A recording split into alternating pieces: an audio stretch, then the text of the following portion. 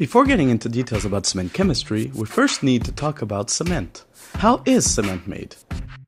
First, we need some raw materials, limestone and clays.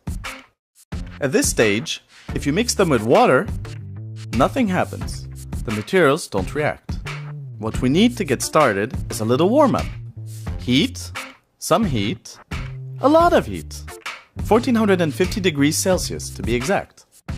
This causes the calcium from the limestone to combine with the silicon from the clays. This forms, mainly, calcium silicates.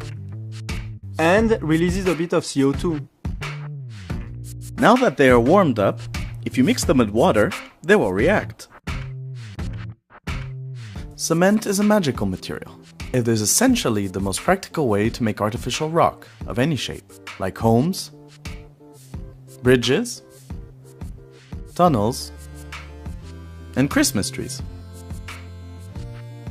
It is also an excellent shield in times of war, to protect people from nuclear radiation, and against Mother Nature. It also helps us harvest energy. We've been talking about cement, but we really should have been talking about concrete, a perfect mix of aggregates, sand, and the glue, cement and water. You may ask, why do we use aggregates in concrete? Well, the main reason is economical. One bag of cement costs the same as 150 kilograms of aggregates. Now the question is, how does cement harden with water? Well, the cement grains dissolve and release the calcium and silicon ions into the surrounding water. These ions will form needles at the surface of the grains and platelet-shaped crystals. They begin to glue the components together and fill the space between the grains, using up the cement and water. The material is now solid.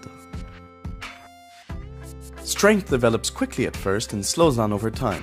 This can be modeled using an exponential function. In fact, the formation of crystals and needles, unlike other materials, slows down very rapidly.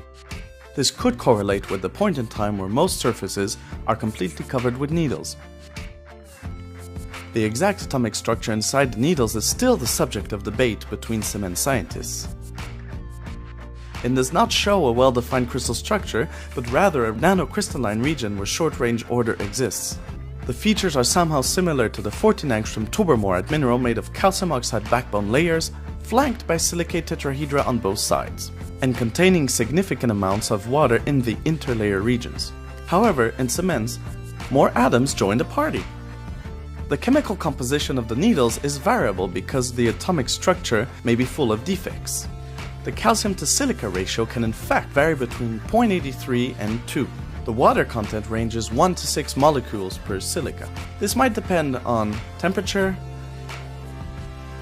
the amount of water, the presence of others like supplementary cementitious materials.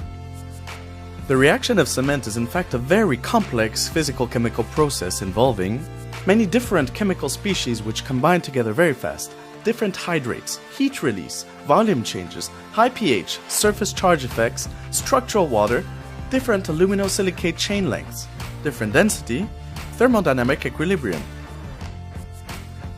You can see what challenge it is to cement all this knowledge together into something concrete.